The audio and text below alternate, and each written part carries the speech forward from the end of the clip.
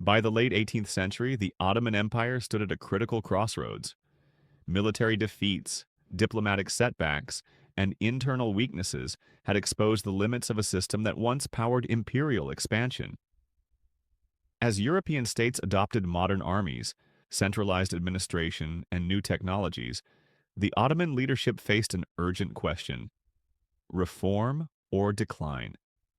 It was under Sultan Selim III that the empire made its first serious attempt to answer this challenge through European-style modernization.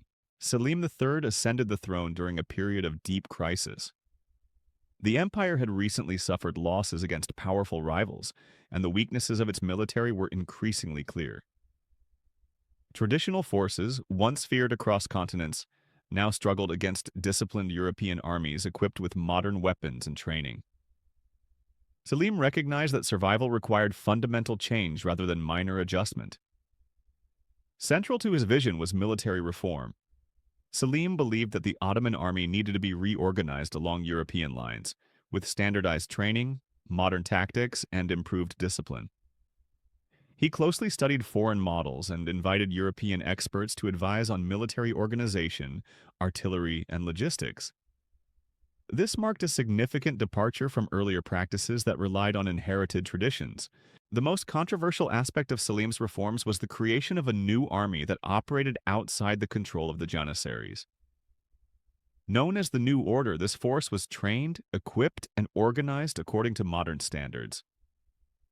Its soldiers wore new uniforms, followed strict drills, and were paid directly by the state rather than through traditional privileges.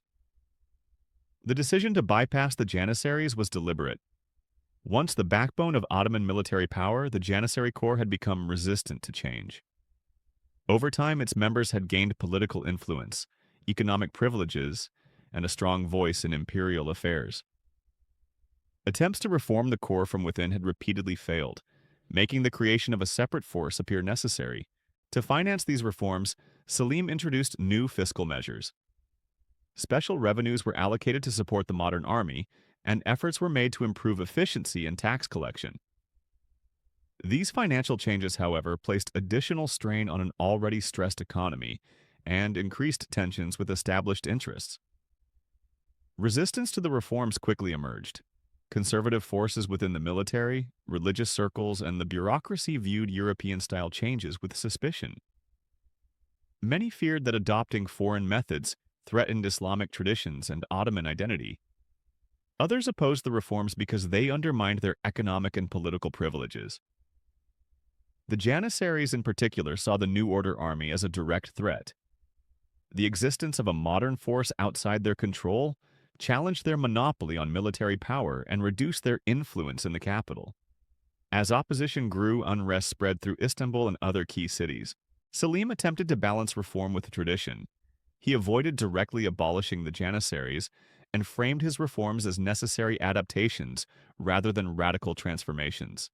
However, this cautious approach limited the effectiveness of his policies and failed to neutralize opposition. Beyond the military, Selim encouraged broader engagement with Europe. Diplomatic missions were expanded, permanent embassies were established, and foreign languages gained importance in official circles. These measures aimed to improve understanding of European politics and technology, signaling a shift toward a more outward-looking state. Despite these efforts, the reform movement remained fragile. The New Order army, though promising, was relatively small and lacked the political support needed to protect the reform agenda.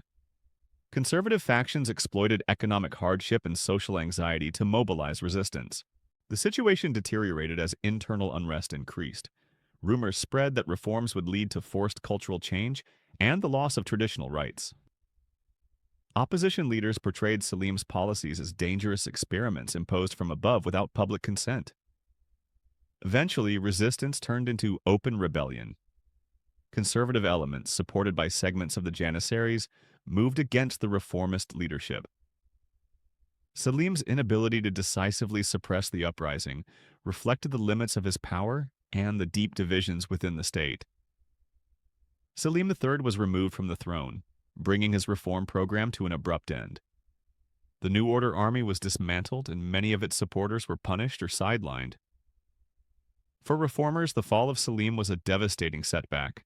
Yet the significance of Selim's reforms extends beyond their immediate failure. His reign marked the first clear acknowledgement that the Ottoman Empire needed to modernize in order to survive. The ideas he introduced would later influence more successful reform movements. Future leaders learned important lessons from Selim's experience. Reform could not succeed without addressing entrenched power structures, particularly the Janissaries. Half measures were insufficient when facing deeply rooted opposition. Strong political authority and broader support were essential. In retrospect, Selim III appears as a transitional figure. He stood between an old imperial system based on tradition and a new vision shaped by modern statecraft. His reforms were ahead of their time, introduced in a society not yet ready to accept them. The resistance he faced highlighted the tension between preservation and adaptation. While many recognized the need for change, fear of losing identity and privilege created powerful obstacles. This conflict would continue to shape Ottoman politics throughout the 19th century. Although Selim's reign ended in failure, his legacy endured. Later reforms built upon his foundations, ultimately leading to the dismantling of the Janissary Corps and the creation of a modern army. The path to transformation was long and painful, but it began with Selim's bold, if premature, attempt. In the broader narrative of Ottoman history, Selim III's reforms represent a turning point.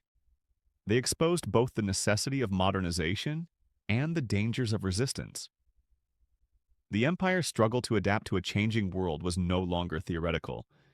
It had become a matter of survival. The story of Selim III serves as a reminder that reform is as much a political challenge as a technical one. Modern armies and institutions require not only new methods, but also the power to overcome opposition. Without unity and authority, even the most well-intentioned reforms can fail,